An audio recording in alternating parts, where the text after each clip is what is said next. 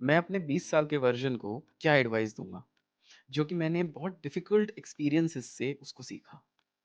तो मैंने ये 5 जो एडवाइसेज़ हैं, वो एक एक्रोनिम में डिवाइड करी हैं और जो एक्रोनिम है वो है डेली, DELHI। तो पहले से स्टार्ट करते हैं, D as in decision making. तो मैंने अपने काफ़ी डिसीज़न्स जो हैं, जो बड़े-बड़े डिसीज़न्स थे, वो दूसरों की राय लेके इम्प्लीमेंट करे हैं। और वो राय 1-2 से भी नहीं, बहुत सारों से पूछता रहता था। कभी इससे पूछा, कभी उससे पूछा and then I used to change those decisions as well कि हाँ, इधर नहीं गया, उधर चला गया। It's like a drunk driver कि बस उसको कुछ इधर बोला तो इधर चला गया, इधर बोला तो इधर चला गया। तो I haven't used my brain, my heart very clearly for making big decisions. और वो मुझे लाइफ में आगे चल के काफ़ी कुछ पता चला कि शायद मैंने अपने दिल और दिमाग की ज़्यादा सुनी होती तो मेरी एनर्जी उन डिसीजंस में ज़्यादा होती। तो मेरी राय अपने 20 साल के वर्जन से यही रहेगी, आपको हमेशा जो भी डिसीजंस लेने हैं, वो अपने हार्ट और ब्रेन से लेने हैं। ऑफ कोर्स आप पूछ सकते हो अपने लव्ड वन से कुछ चीज़ें, बट बहुत ज़्यादा उनका इन्फ्लुएंस भी अपने ऊपर मत होने देना फॉर मेकिंग द डिसीजंस। जब आप ऐसे डिसीजंस लेते हो जहाँ पे आप इंडिपेंडेंट हो, तब आपकी अकाउंटेबिलिटी भी बढ़ती है और आप उसमें ज़्यादा एनर्जी लगाते हैं। सेकंड पे आते हैं, सेकंड है ईज़ी पाथ्स। मैंने अपनी लाइफ में कुछ-कुछ ईज़ी पाथ्स लिए, जिसकी वजह से डिफ़िकल्टीज़ बहुत आईं, कि मेरा माइंड जो है एक हार्ड टास्क लेने के लिए एडॉप्ट ही नहीं था। कंफर्ट ज़ोन में ही रहता था हमेशा और उसकी वजह से मुझे लगा कि मैंने कुछ साल अपने खो दिए। अगर शायद मैंने डिफ़िकल्ट चीज़ें करी होती अपनी लाइफ में, जैसे कि अ, अगर मैंने इंजीनियरिंग आईआईटी से करी होती या फिर आईआईएम से एमबीए किया होता या फिर और मेहनत से मैं पढ़ा होता शुरू में, तो शायद मैंने कुछ अपने साल शुरू के बचा लिए होते। वो मैंने काफ़ी समय बाद इस चीज़ को रियलाइज़ करा कि मुझे डिफ़िकल्ट टास्क रेगुलरली लेने हैं। थर्ड चीज़ पे आते हैं, थर्ड है L, L for learning, learning to learn. अब लर्निंग टू लर्न क्या है कि मैंने सिर्फ रटा, समझा नहीं। कुछ-कुछ टॉपिक्स थे जहाँ पे इंटरेस्ट आया, तो उनको थोड़ा-सा डीपली पढ़ लिया, अदरवाइज़ तो रटा और एग्ज़ाम दिए and then you are just out.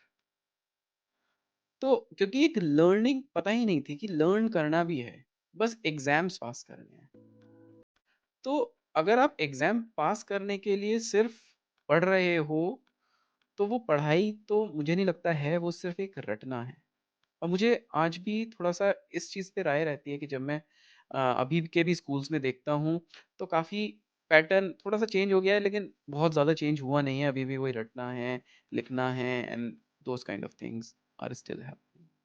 तो अगर मुझे ये पता होता कि मुझे इससे सीखना है, इससे मुझे जानना है, क्यूरियोसिटी मेरी अगर डेवलप्ड रहती और लर्निंग कैसे करनी है मुझे, तो शायद मैं उन चीज़ों को रिटेन कर पाता। क्योंकि आप भी कितनी सारी किताबें पढ़ते होगे अभी भी अपने, अगर आप स्टूडेंट हो, अगर आप किसी करियर में हो, ऑलरेडी प्रोफेशनल करियर में हो, बहुत सारी किताबें, बहुत मोटी-मोटी किताबें पढ़ते हो।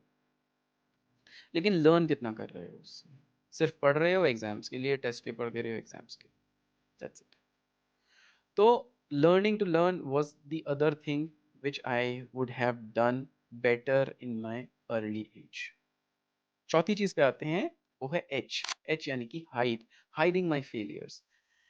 तो जब भी मैं फेल होता था, तो मैं अपने आप को ही समझाता था, अरे तू इसकी वजह से फेल हो गया, इस बार ये गड़बड़ हो गई ना, इस वजह से फेल हो गया।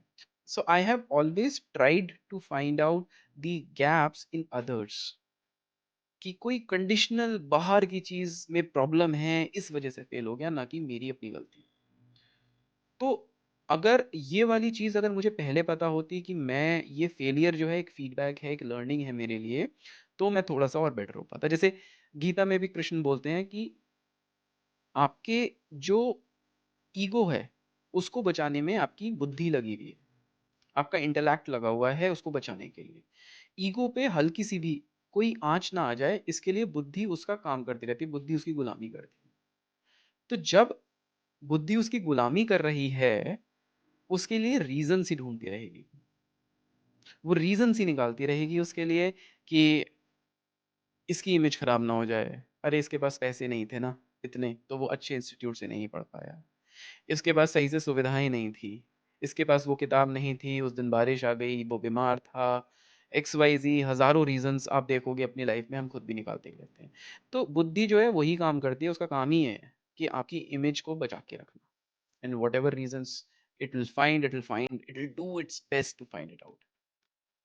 तो ये मुझे अगर पहले पता होता, तो शायद मैं फेलियर से ज़्यादा लर्निंग निकालता, ना कि उन फेलियर्स को छुपाता। 5वीं और फाइनल चीज़ पे आते हैं, वो है इमिटेट।